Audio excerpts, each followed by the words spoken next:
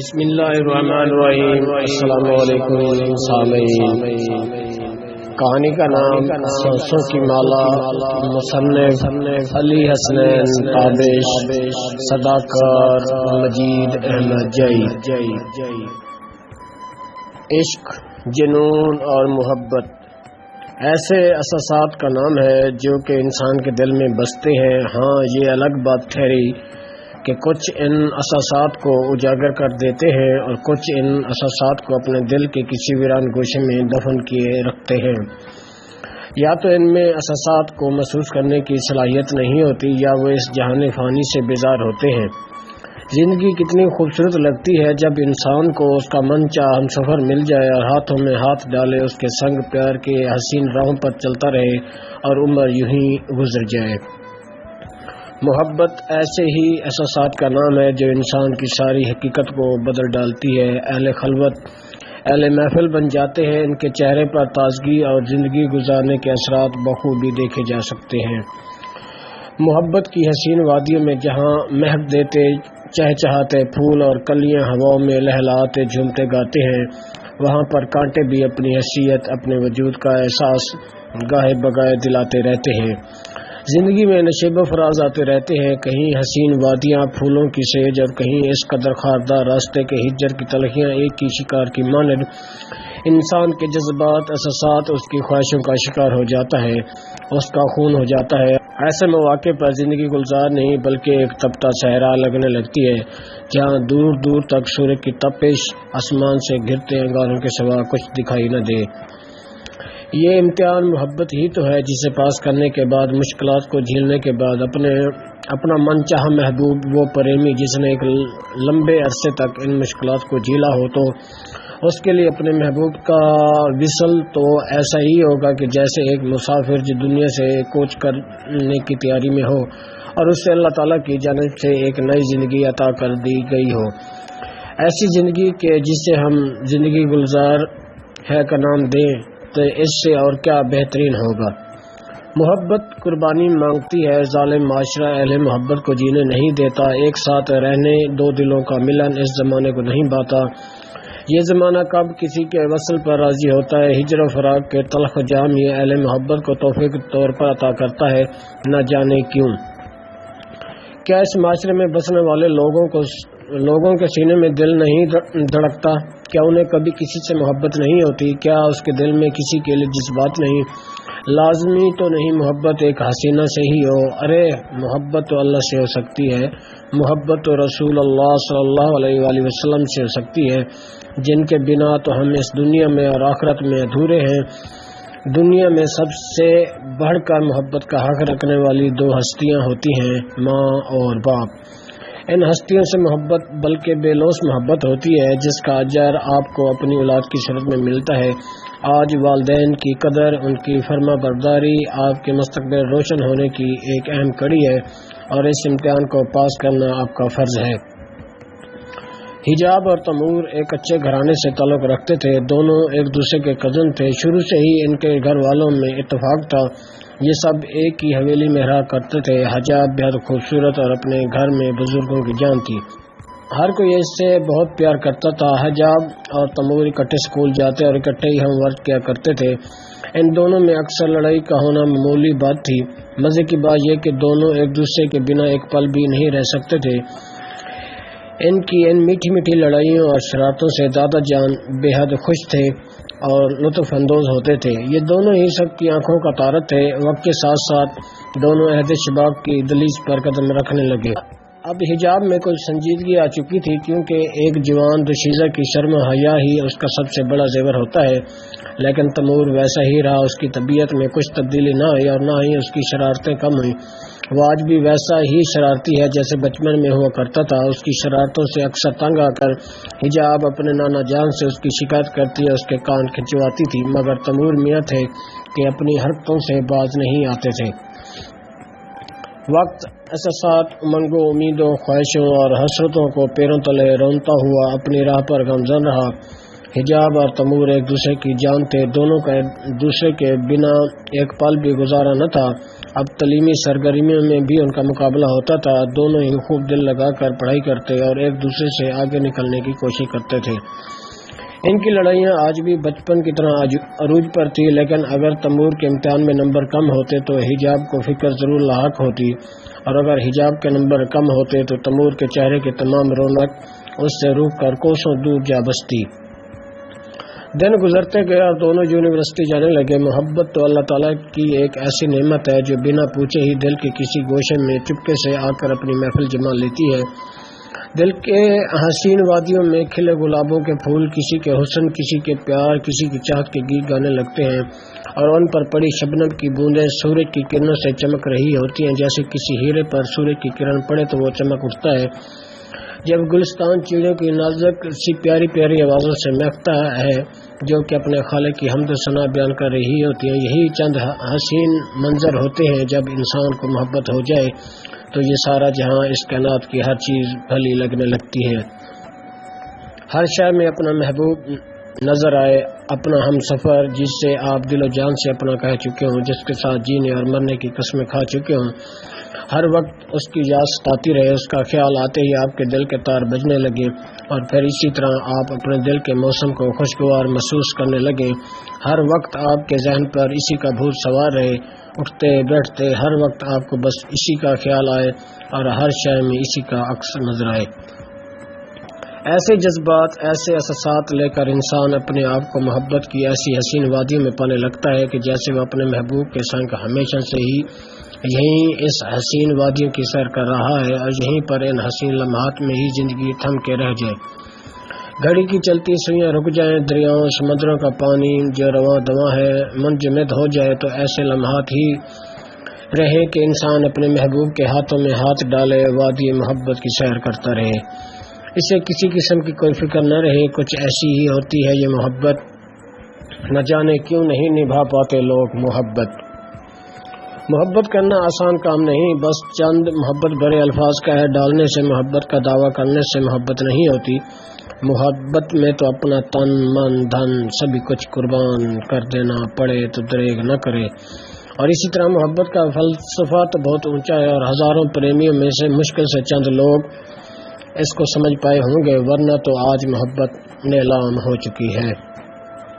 حسن پرستی عام ہے، محبت کے نام پر جسموں کی بے حرمتی کی جاتی ہے، دوسروں کی عزتوں کو تار تار کر دیا جاتا ہے۔ شاید انسان ہوس ہے جو اس قدر لاپرواہ اور بے حس ہے جسے کچھ نظر نہیں آتا، اور ہاں شاید یہ ہوس اندھی گونگی اور بہری ہو گئی ہے، اسے کسی کی عزت کی قدر نہیں ہوتی، کسی کی آہ پکار سنائی نہیں دیتی۔ انسان کو عقل و شعور عطا فرمایا گیا اور یہ اس بنا پر اشرف المخلوقات کہلایا، مگر کبھی کبھی یہ انسان حیوانات سے بھی برتر ہو جاتا ہے، اور پھر کیا، بس حجاب کی شرمیلی اور نیلی نگاہوں کا وار تیمور پر ہو چکا تھا۔ حجاب تھی ہی اس قدر حسین کہ کوئی اس کی تعریف کیے بنا نہ رہ پاتا۔ سرائی دار لمبی گردن اور اس پر سجا ایک سیاہ تل، واہ کیا کہنے، گلابی گورے رخسار جیسے فلک سے آفتاب چمک رہا ہو، باریک سے ہونٹ یوں لگتے تھے کہ جیسے گلاب کی پنکھڑیاں ہوں، گھنی زلفوں میں چھپا چاند سا چہرہ یوں لگتا کہ جیسے سیاہ بادل کی اونٹ سے چاند شرماتا ہوا نمودار ہوا ہو، کوئل سی حسین آواز، سراپا ایسا کہ کانچ کی گڑیا، واہ کیا کہنے۔ حجاب کے حسن کا تو تیمور دیوانہ ہو چکا تھا۔ لڑائی تو ان کا روز کا معمول بن چکی تھی، گھر ہو یا یونیورسٹی، کنٹین ہو یا کار میں بیٹھے ہوں، نوک جھوک تو ان کی چلتی ہی رہتی تھی۔ مزے کی بات یہ کہ ان کا ایک دوسرے کو بلائے بنا گزارا بھی نہ تھا۔ دادا جان یعنی تیمور کے دادا اور حجاب کے نانا ان کی خوشگوار چٹپٹی زندگی سے بہت خوش تھے، اور پھر ان کی نوک جھوک سے لطف اندوز بھی ہوتے تھے۔ دادا جان کے پاس اور تھا ہی کیا، حجاب کی والدہ بھی حجاب کے ابو کی وفات کے بعد اپنے گھر واپس آ چکی تھی۔ حجاب کے والد فوج میں تھے اور دشمن کے ایک حملے میں شہید ہو گئے تھے۔ اس وقت حجاب کی عمر 8 سال تھی، ننھی سی آنکھوں میں آنسوں کا سیلاب امڈ آیا تھا۔ یہ خبر حجاب کے دادا دادی برداشت نہ کر سکے اور دونوں ہی اپنے بیٹے کے پاس چلے گئے۔ حجاب کے والد جو کہ فوج میں مینیجر تھے، ان کے اکلوتے بیٹے تھے، یہی وجہ تھی کہ حجاب کی امی کو واپس حویلی آنا پڑا تھا۔ تیمور اور حجاب نے MBBS کی ڈگری حاصل کرنے کی خواہش کا اظہار کیا۔ سب گھر کے بڑوں نے رات کو کھانے کی ٹیبل پر ان کی خواہش پر غور کیا اور مشورے کے بعد ان کو اجازت مل گئی۔ آج دونوں ہی بہت خوش تھے، انہیں پڑھائی کے لیے ملک سے باہر جانے کی اجازت مل چکی تھی۔ میں آج بہت خوش ہوں، تیمور نے کہا۔ ہاں مجھے بھی بہت خوشی ہو رہی ہے، حجاب نے مسکراتے ہوئے کہا۔ دونوں جانے کی تیاری کرنے لگے۔ چند ہی دنوں بعد ان کے ویزے آ گئے اور وہ بیرون ملک روانہ ہو گئے۔ ان کے لیے یہ پردیش کی دنیا بہت الگ تھی، کیونکہ گاؤں کا بچپن بہت الگ اور عجیب سا ہوتا ہے، جس سے ہم جیسے شہری تو ترس ہی جاتے ہیں۔ بچپن گاؤں میں گزارا اور پھر کالج کی لائف، اس کے بعد یونیورسٹی کی لائف تو اس سے الگ تھلگ تھی، مگر یہاں تو سب کچھ ہی بدل چکا تھا، سب انجان چہرے تھے۔ بس اس پردیش میں تیمور اور حجاب ہی ایک دوسرے سے آشنا تھے۔ دونوں ہی یونیورسٹی کے عقب میں ایک چھوٹا سا گھر کرائے پر لے لیا، جہاں پر یہ دونوں رہنے لگے۔ یہاں کا ہر منظر ہی دل کو سکون اور آنکھوں کو ٹھنڈک دیتا تھا، ہر طرف صفائی، پرامن فضا اور ہر شخص اپنے کام سے کام رکھنے کا عادی تھا، مگر سب میں اخلاق بہت تھا۔ حجاب کو وہاں کا کلچر بہت پسند آیا۔ گاؤں میں تو آئے دن کی لڑائیوں کے قصے سن کر اکتا گئی تھی، اب وہ ایسے ماحول میں خود کو محفوظ اور پرسکون محسوس کر رہی تھی۔ اس کے حسین چہرے پر مطمئن ہونے کے انداز اور آثار عیاں تھے۔ یہاں لڑائی تو درکنار رہی، کوئی کسی کے بارے میں برا بھی نہیں سوچتا تھا۔ وقت گزرتا رہا، دادا جان کافی بیمار رہنے لگے۔ گھر کی رونق جو ختم ہو چکی تھی، دونوں بچوں کے باہر جانے سے ان کے بنا حویلی سونی اور ویران سی لگتی تھی۔ دادا جان چند دن ہسپتال میں رہنے کے بعد اللہ کو پیارے ہو گئے۔ اس خبر نے حجاب اور تیمور کو ہلا کر رکھ دیا۔ ان کو یقین نہیں آ رہا تھا کہ ان کے بزرگ وفات پا چکے ہیں۔ دونوں ایک دوسرے کو حوصلہ دیتے رہے۔ آج پھر حجاب کی جھیل سی گہری آنکھوں میں اشکوں کا سیلاب امڈ آیا تھا۔ وہ تیمور کے شانوں پر سر رکھ کر خوب روئی۔ تیمور کی آنکھیں بھی پرنم تھی۔ تیمور نے حجاب کو شانوں سے پکڑا اور اسے حوصلہ دیا، اس کے آنسو صاف کیے۔ اس کی جھیل سی گہری نیلی آنکھوں میں، جو کہ اس وقت پرنم تھی، اپنا عکس دیکھا۔ اس نے حجاب کو بہت تسلی دی، جس سے حجاب کچھ سنبھل چکی تھی اور تیمور بھی اپنے دل کو جھوٹی تسلی دے کر بہلا رہا تھا۔ دادا جان کی وفات کی وجہ سے تیمور اور حجاب کے چہروں کی رونق ماند پڑ چکی تھی۔ کئی روز تک ان دونوں کا پڑھائی میں دل نہ لگا، وہ پاکستان بھی نہیں آ سکتے تھے۔ تیمور کی محبت اب اس قدر لبریز ہو چکی تھی کہ وہ حجاب سے اظہار کیے بنا نہ رہ پایا۔ ایک روز جب وہ یونیورسٹی سے واپس گھر آئے تو کھانے کی میز پر تیمور نے حجاب کو اپنے دل کی بات کہہ ڈالی۔ حجاب، میں تم سے بہت پیار کرتا ہوں اور تمہیں دل و جان سے چاہتا ہوں، کیا تم بھی؟ تیمور نے اپنی بات کو راستے میں ہی ادھورا چھوڑ دیا تھا اور حجاب کے چہرے پر تیمور کی نگاہیں، جس میں حجاب سے بے پناہ محبت کی شمع روشن تھی، اس پر مرکوز تھی۔ حجاب نے حیرانگی سے چاولوں کا چمچ ہاتھ میں پکڑتے ہوئے تیمور کو دیکھا اور ہاتھ وہیں رکے کا رکا رہ گیا۔ پھر کچھ دیر خاموشی کی دیوار دونوں کے درمیان حائل رہی اور پھر حجاب کی آواز کے طلسم نے اس دیوار کو چکنا چور کر دیا۔ تیمور، سچ کہوں تو میں بھی تم سے پیار کرنے لگی ہوں، مگر کہنے کا حوصلہ نہیں کر پا رہی تھی۔ حجاب نے لرزتے ہوئی کانپتی ہوئی دھیمی آواز میں یہ الفاظ کہہ ڈالے، جسے سن کر تیمور کی خوشی کا کوئی ٹھکانہ نہ رہا۔ میں جانتا تھا تم بھی مجھ سے پیار کرتی اور اتنے دنوں سے تمہاری اداسی مجھ سے دیکھی نہیں جا رہی تھی، اس لیے آج میں نے یہ کہہ کر تمہارا موڈ فریش کر دیا ہے۔ حجاب ہنسی اور برتن سمیٹنے لگی۔ تیمور نے پلک جھپکتے ہی حجاب کے گورے گورے نرو و نازک ہاتھوں کا بوسہ لے لیا، جس پر حجاب حیران رہ گئی، مگر وہ شاید اس بات پر رضامند تھی کیونکہ وہ بھی تن من دھن سے اس کو چاہنے لگی تھی۔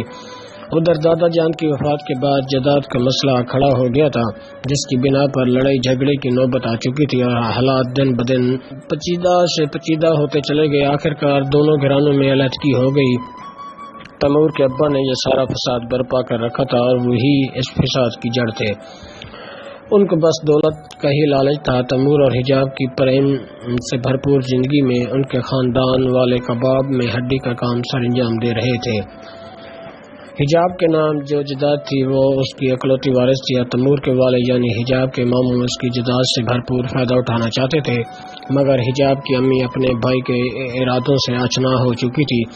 اس نے حجاب کو واپس پاکستان بلوا لیا اور سب کچھ بیچ کر دور کہیں جا کر اپنی دنیا بسا لی۔ اب ان دونوں خاندانوں کی آپس میں بول چال بالکل ختم ہو چکی تھی۔ حجاب کی جدائی تیمور سے برداشت نہ ہوئی اور اس کو شدید دماغی جھٹکا لگا اور وہ بیمار رہنے لگا۔ سچ ہی تو ہے کہ وصل کی راتیں اور ہجر کی تلخ سحر میں تبدیل ہو جائے تو آفتاب کی آگ اگلتی کرنیں انسان کے جسم کو جلا کر راکھ کر دیتی ہیں۔ وہ راکھ اپنا وجود کھو دیتی ہے اور ہوا کے ایک جھونکے سے ہی بکھر جاتی ہے۔ اس خبر سے تیمور کے والد ششدر رہ گئے کہ ان کا لخت جگر شدید بیمار ہے۔ اس نے فوراً پاکستان بلوا لیا، اس کا شہر کے بڑے ڈاکٹر سے علاج کروانے لگا۔ چند دنوں کے بعد تیمور کا بخار تو کم ہو گیا، مگر اس کے سینے میں جو ہجر یار کی آگ بھڑک رہی تھی، اندر ہی اندر اس کے بدن کے ہر حصے کو جلا کر راکھ کر رہی تھی۔ اسے تو اپنے محبوب کی باہوں کا حصار چاہیے تھا، اسے تو اپنے محبوب کی قربت کے لمحات کی طلب تھی، اس کے دیدار کی طلب تھی۔ بے چین روح کی ماں نے تیمور بے بسی کی حالت میں اپنے گھر میں ہی رہا۔ اس کے والد بہت ظالم اور سخت دل انسان تھے۔ گاؤں کے ہی ایک بہت بڑے جاگیردار کی بیٹی سے اس کی شادی کر دی، مگر جس کے دل پہلے ہی کسی اور کی محبت سے سرشار ہوں، ان پر جس طرح کا بھی مرضی ظلم ڈالو، وہ اپنی محبت، اپنے پیار کو نہیں بھلا پاتے۔ دوسری طرف حجاب اپنی پریمی کی منتظر تھی، روز اس کی راہ تکتی تھی۔ خاندانی پیچیدگیوں کی وجہ سے ان کا آپس میں آنا جانا اور بول چال بند تھی، مگر تیمور اسے 1 یا 2 ماہ بعد ملنے چلا جاتا تھا۔ آخر کار تیمور نے یہ ٹھان لی کہ اب وہ بغاوت کر کے اپنے پیار کو حاصل کرے گا۔ گھر سے اس نے جانے کا فیصلہ کر لیا۔ اپنے والد سے اس نے اجازت لیے بغیر اپنا ویزا لگوایا اور صرف اسی دن بتایا جس دن وہ بیرون ملک پرواز کرنے والا تھا۔ اس بات پر اس کے والد کو اضطراب تو ہوا، مگر وہ اسے روک نہ پایا۔ 1 سال کا عرصہ گزرنے کے بعد تیمور نے اپنے والد کو خط لکھا، جس کی تحریر کچھ یوں تھی: پیارے ابا جان، سلام عرض ہے، امید کرتا ہوں آپ اپنی جائیداد کے ساتھ خیریت سے ہوں گے۔ میں آپ کے اس رویے سے بے حد ناخوش تھا اور اس لیے میں نے پردیش کی تنہا زندگی کو زیادہ فوقیت دی۔ اس بیچاری ندا کا کوئی قصور نہ تھا، جس نے میرے نام کی بندیا اپنے ماتھے پر سجا رکھی تھی۔ آج تک وہ میرے دل میں سما نہیں پائی اور آج میں اسے آزاد کرتا ہوں۔ آپ کو آپ کی جائیداد مبارک ہو، آپ خوش رہیں۔ میں ایک بات آپ کو بتاتا چلوں کہ میں حجاب سے محبت کرتا ہوں اور اسی سے ہی شادی کروں گا۔ امید ہے آپ میری راہ میں رکاوٹ نہیں بنیں گے۔ آج کے بعد میں کبھی بھی آپ سے جائیداد کا حصہ نہیں مانگوں گا اور نہ ہی کبھی پاکستان آؤں گا۔ ہو سکے تو مجھے معاف کر دیجیے گا، آپ کا بیٹا تیمور۔ خط پڑھنے کے بعد تیمور کا والد آپس سے بحر ہو گیا۔ ندا اس بات پر راضی تھی کہ اسے آزادی مل گئی، کیونکہ جب انسان کسی کے دل میں نہ بس سکے تو اس کے ساتھ عمر گزارنا بہت مشکل ہو جاتا ہے۔ تیمور کے والد نے اپنے آدمیوں کے ذریعے حجاب اور اس کے والدہ کو اغوا کروا لیا اور تیمور کو خط لکھا: میرے بیٹے، میری بھی ضد ہے، حجاب کو پانے کے لیے تمہیں پاکستان آنا ہوگا اور میری لاج سے گزرنا ہوگا۔ خط پڑھ کر تیمور کے پیروں تلے سے زمین نکل گئی اور وہ فوراً پاکستان آ گیا۔ تیمور اور اس کا والد ایک دوسرے کے روبرو تھے، دونوں کے چہروں پر غصے کی لہریں تھی۔ ایک لمحہ بھر کی خاموشی کے بعد تیمور نے پوچھا: کہاں چھپا رکھا حجاب اور اس کی ماں کو؟ آپ پر مجھے بہت افسوس ہے ابا جان، آپ کو دولت کی لالچ نے اس قدر اندھا کر دیا ہے کہ اپنے بیٹے کی محبت پر ہی ڈاکہ ڈال دیا ہے۔ آپ کو ذرا بھی خیال نہ آیا کہ اوباش گنڈے آپ کی حیا آپ کی بیٹی کو چھوئیں؟ اپنی بکواس بند کر لڑکے، میرے لیے تو تم اسی وقت ہی مر گیا تھا جب تم نے ندا کو فیصلہ بھیجا تھا۔ ہاں، جائیداد ہی میرا سب کچھ ہے، او لڑو مجھ سے، اتنا دم ہے تجھ میں؟ اگر تمہاری محبت سچی ہے تو حجاب اور اس کی ماں کو میری قید سے آزاد کرو۔ تیمور کے والد نے اس پر برستے ہوئے کہا: ابا جان، آپ یہ مت بھولیں کہ میں بھی آپ کا ہی خون ہوں، وہی کروں گا جو آج تک اس حویلی کی پرانی روایت میں شمار ہوتا ہے۔ میں یہ ٹھان چکا ہوں کہ میں اپنی محبت کو جیت کر آپ کی قید سے رہائی دلا کر ہی رہوں گا۔ آپ کو اپنی بہن کا بھی ذرا بھی خیال نہ آیا، اس کو بھی قید خانے میں ڈال دیا۔ آپ کی سوچ کو داد دینی پڑے گی۔ ساتھ ہی تیمور تالیاں مارتے ہوئے ہنسا اور کمرے سے نکل گیا۔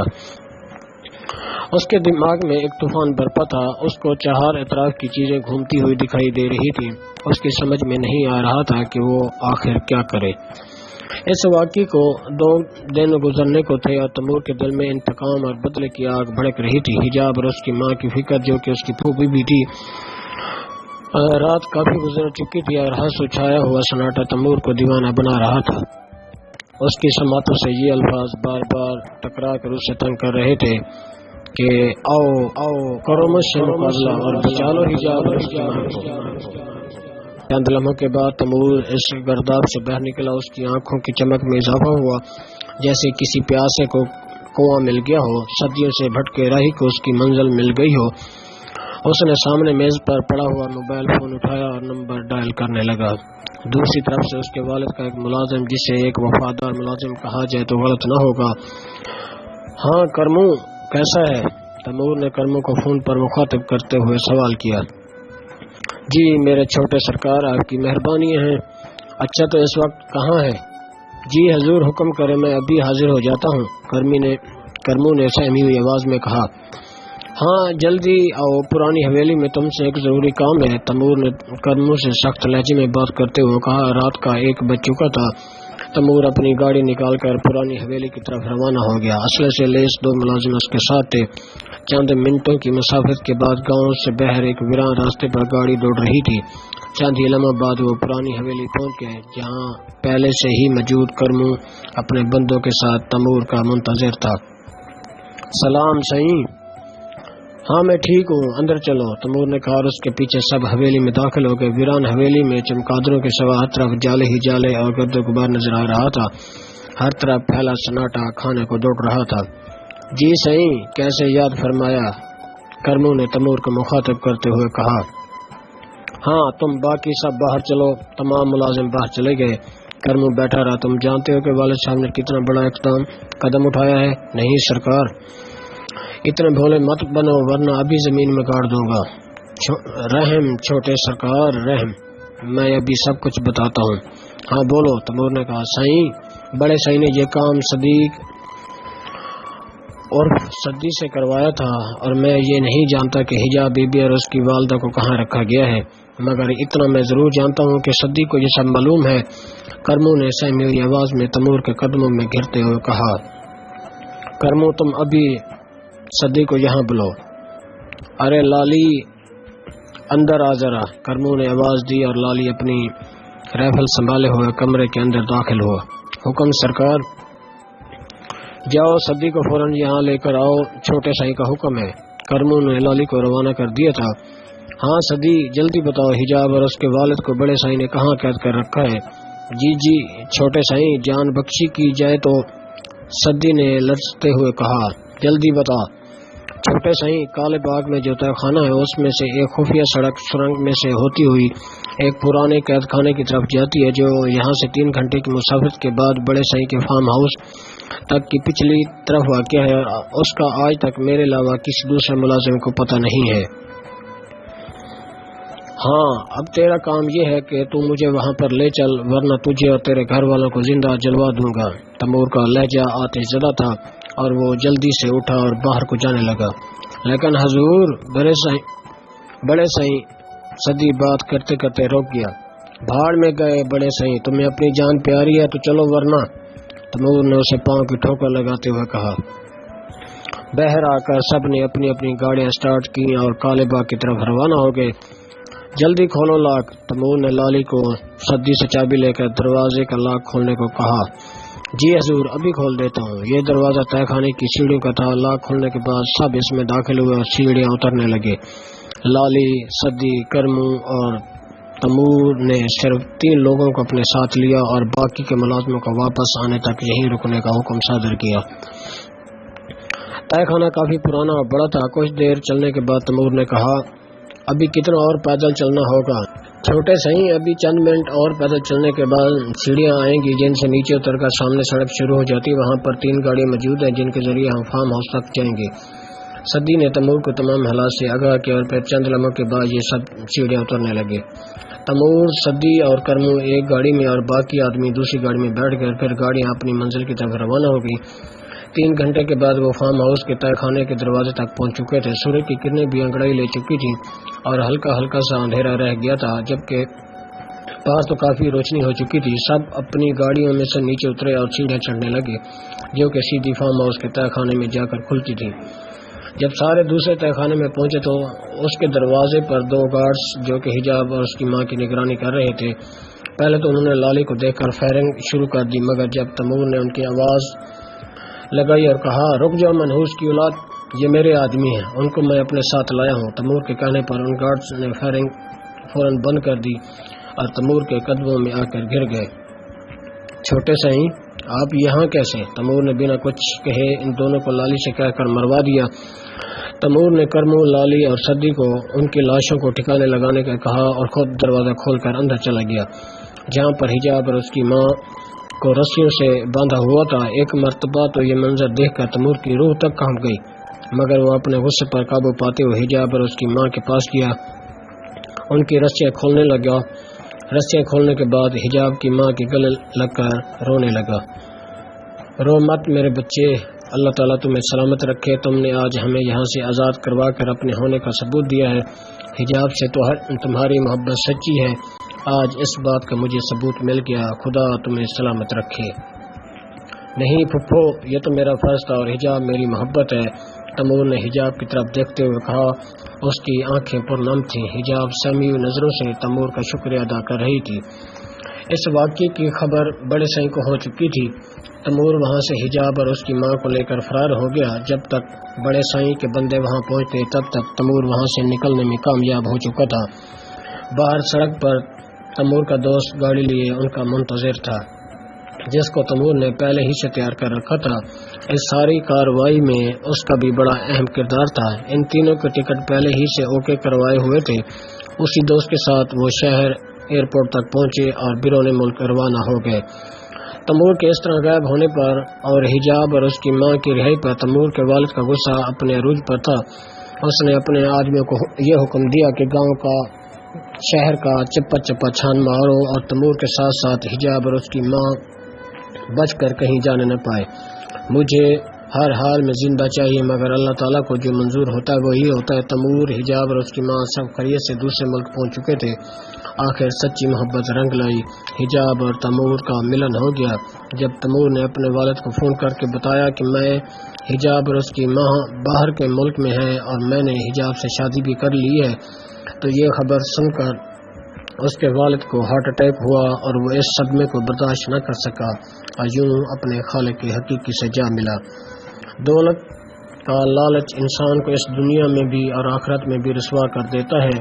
دولت کی خاطر اس نے اپنے اکلوتے بیٹے کو ساری عمر کے لیے گنوا دیا، ساری عمر کے لیے اس کے دل میں اپنا مقام کھو دیا۔ محبت ایسے گلاب کا نام ہے جس کے ساتھ بے شمار کانٹے ہوتے ہیں جو گاہ بگاہ انسان کو چبھتے رہتے ہیں۔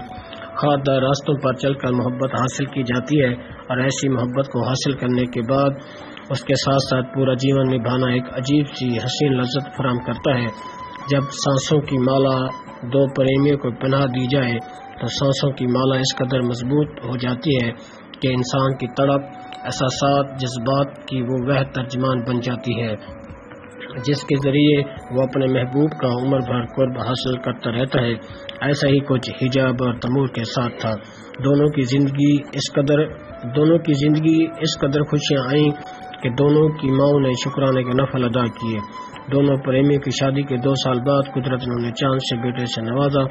یہ حجاب اور تمور کے پیار کی نشانی تھی جو کہ اللہ پاک نے انہیں تحفے کے طور پر عطا فرمائی تھی۔ بالآخر سانسوں کی مالا، احساسات کا بندھن، 2 پریمیوں کا وصل رنگ لے ہی آیا اور اللہ تعالیٰ کسی کی محنت کو رہگاں نہیں جانے دیتا اور انہیں اپنے وصل کا نیا شاہکار ایک ننھا سا چاند مل گیا۔ یہ سب لوگ اللہ تعالیٰ کے شکر گزار ہیں اور ہنسی خوشی زندگی بسر کر رہے ہیں اور ہم ان کی کہانی آپ تک پہنچا چکے ہیں۔ محبت کی لگن سچی ہو تو منزل آسان ہو جاتی ہے، یہی حجاب اور تمور کے ساتھ بھی ہوا۔ اللہ حافظ۔